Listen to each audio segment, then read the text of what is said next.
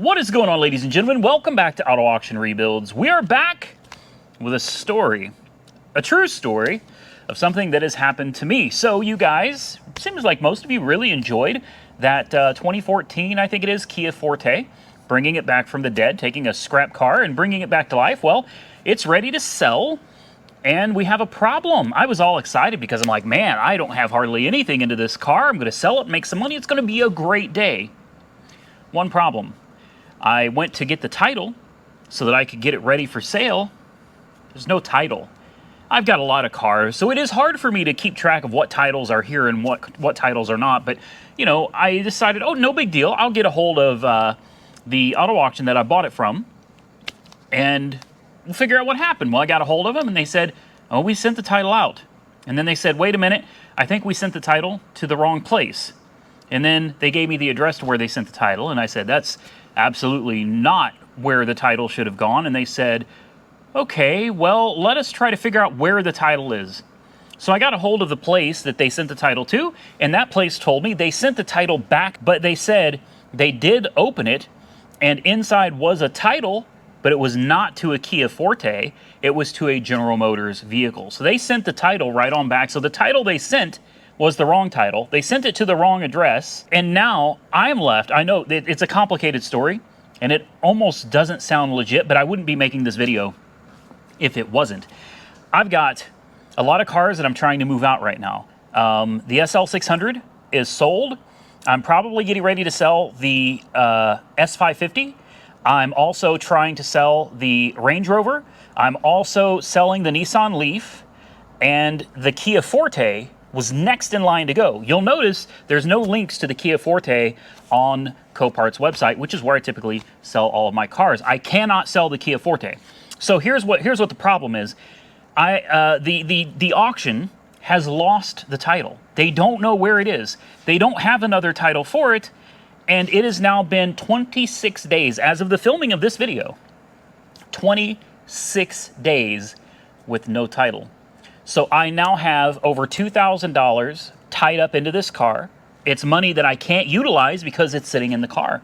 I can't make a profit. I can't get my money back because I can't sell the car. So as of right now, I've got somewhere between $2,000 and $8,000 just tied up somewhere in Never Never Land that I cannot access, I cannot use. So this is a pretty big deal. I've been going back and forth with the auction company for, it's been over a week now. We're probably pushing 2 weeks. We're at 2 weeks since I brought this to their attention. And the worst part for me is the lack of communication. I let them know there's a problem. They acknowledge there's a problem, and then nothing. So then I have to send another email, and then they give me an update, and then nothing. And then I have to send them another email and wait for them to give me an update. If I don't email them directly, I hear nothing from them. And sometimes, even when I do email them, it takes quite a while to hear anything back. So I decided to put everybody, the branch manager, I also included, I think, the desk manager and the person that handles the titles. I put all of them in a single email, and I explained to them why this is such a big problem and why there should be a rush on this. You know, I understand those people are getting a paycheck. They're getting paid however many dollars an hour for however many hours they work, and they're going to get that paycheck regardless of my title. The problem is I don't get that same kind of paycheck. My paycheck on this car is reliant upon them obtaining and providing me with a title that was guaranteed during the auction. The car was guaranteed with a title, and it doesn't have one. So I do have an option. Really one at this point in time, and I don't like the option because this sucks. Here is my current recourse. I can give the car back. If they cannot provide a title within 30 days, the state of Oklahoma allows me to file a claim with the Used Motor Vehicle Commission, at which point they will start an investigation, at which point they will then reach out to the auction, and they're going to say, hey, you didn't bring this guy a title, there's no title to the car. And let me tell you what happens then. This is the best part. I get my money back. That's right, I get my money back. That's it. That's it. A car that I could have made potentially, I don't know for sure how much I would have sold the car for, but I could have made at least a couple $1,000s in profit, which never happens on the channel. You guys know me, I lose money all the time. I was really excited about this. I could have made a profit.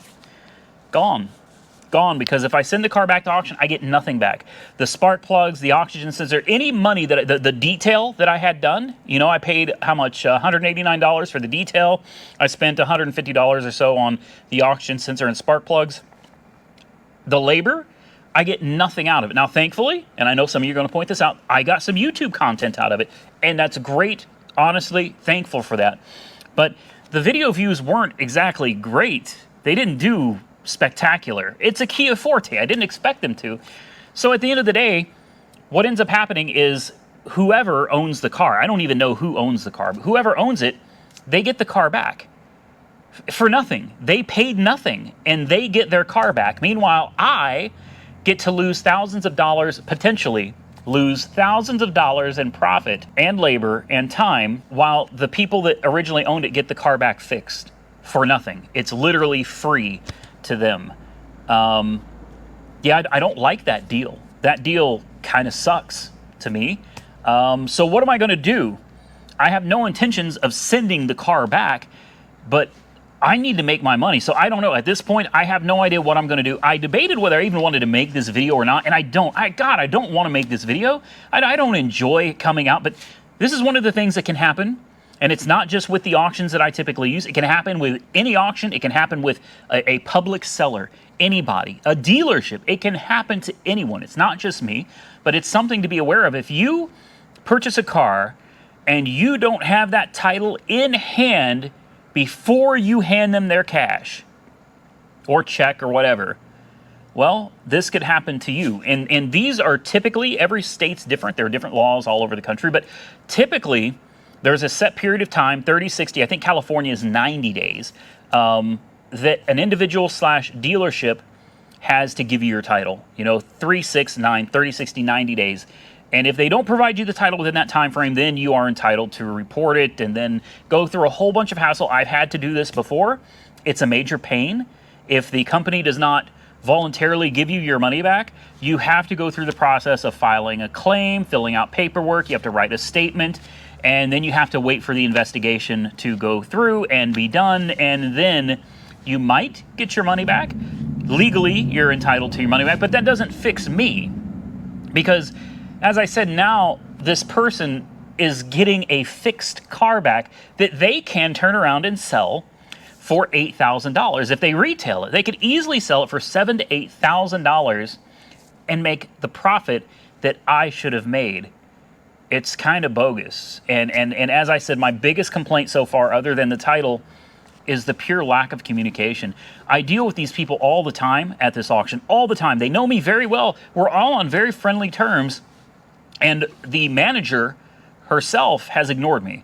I have gotten no response to any of my emails from the branch manager. Nothing. Like, she has completely ignored me. And that's really, it's disappointing. It kind of makes me upset, but at the same time, it feels very disrespectful. Like, we have, granted, we don't have like a great relationship or anything, but we have a good working relationship, and you don't treat your customers this way. You know what I mean? You shouldn't treat any customer this way, regardless of YouTube or not. You just don't do business like this. You don't ignore people when they're reaching out to you for assistance. I understand the branch manager probably has more important things to do and a lot of responsibilities. I absolutely understand that. But, you know, I'm reaching out to the branch manager because I wasn't getting any help at the lower levels. All right, the lower levels were not giving me the resolution I needed, so I reached out to the branch manager, and to be just completely ignored like that, it is extremely disappointing.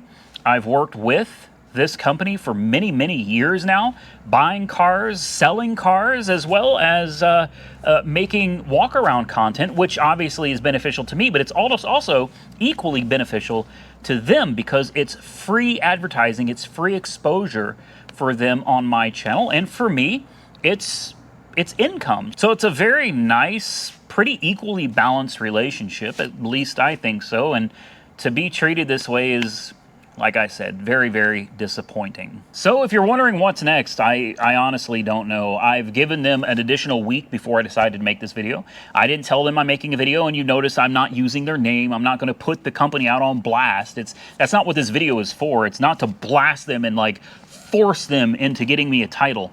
Here's the thing. This video won't get me a title any faster. You know, making this video, not making the video, I'm not going to get the title any faster either way because the title's missing. Now, they did tell me, the last correspondence I got from them said that they were, I think, what was the highly likely to get me a title. They felt confident that they would be able to get me a title, but nobody could tell me when. From what I understand, they've been reaching out to who? I don't know. They've been reaching out to somebody, trying to get this resolved, but I don't know who that somebody is. And as of today, the making of this video, I haven't heard if they actually got a hold of anybody or not. Like I said, if I don't send an email and ask questions, I get ignored and forgotten. And in a way, I do understand that. Like I said, they're making a paycheck hour by hour, regardless of my title.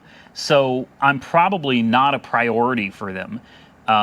Whereas me, that car is a big priority for me because there's money of mine that is tied up in that. And I don't have access to that for new videos, for new content, for new cars. I can't utilize the money because it's tied up in limbo. So it's a bad situation for me. Anyway, I'm not going to drag this video out too much longer. It is very frustrating. I'm very aggravated with the situation. I'm not attempting to burn any bridges by making this video, but I will say this. Backyard Boys did a video very recently, as of the making of this video anyway. Very recently, I watched Backyard Boys video on their, I think he's got, what, 3 RS7s? He had an issue with this company for something that I've dealt with in the past as well. His bumper on his RS7 got broken, and it's an expensive $3,000 or $4,000 bumper. In the pictures during the auction, the bumper was in great shape.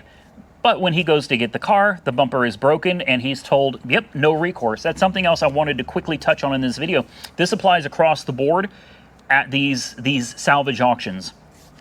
It is in their terms of service, because I have dealt with this before. I literally watched at the same not same location, but the same company.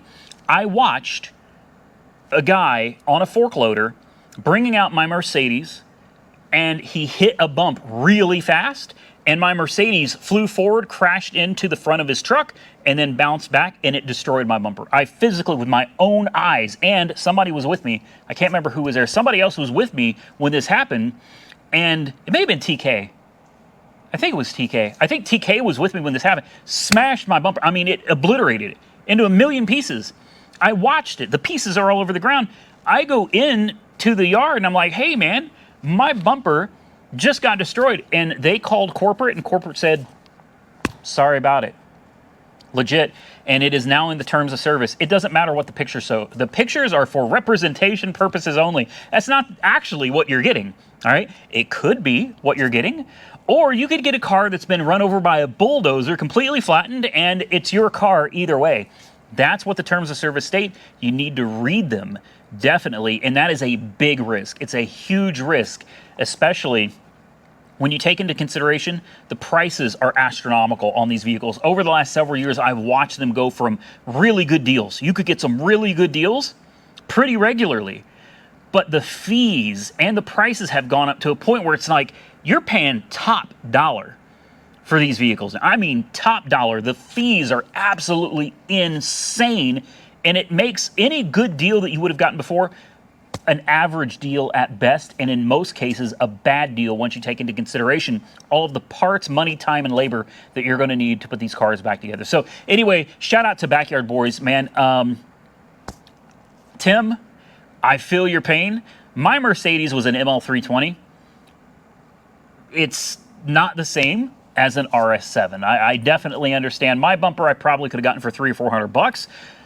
Your bumper is $3,000 or $4,000. So different levels there, man. But I definitely understand the frustration of expecting to get something and then finding out somebody broke it and they're not responsible for it. Ultimately, you are left holding the bag.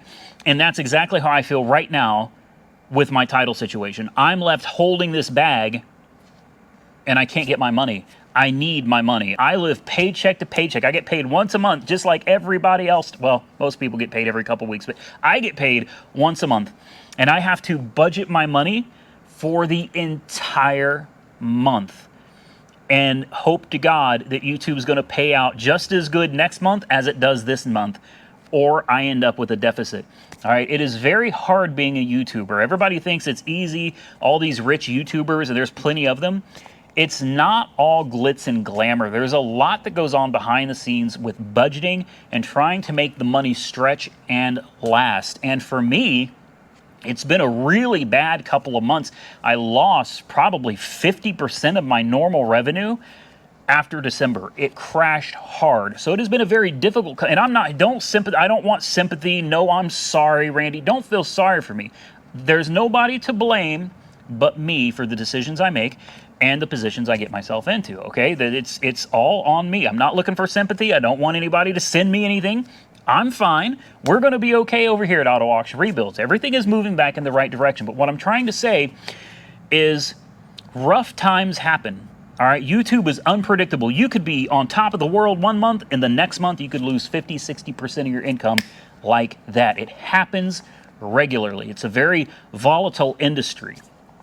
Now, with that said, when you've got a car sitting out on your yard that you have the potential to make thousands of dollars in profit on during a bad month, it's imperative that you can get that car moved quickly and get that cash in your hand to continue on with your business. And at this point, that's where I am. I'm stuck. I'm absolutely stuck, needing to get this money, and I can't access it. And the best that I could get, if the title doesn't arrive soon, is returning the car and getting my $2,000 back, which really sucks. So definitely do me a favor, comment below and tell me what you guys think of the situation, and what would you do when that 30-day mark crosses, which is any day now.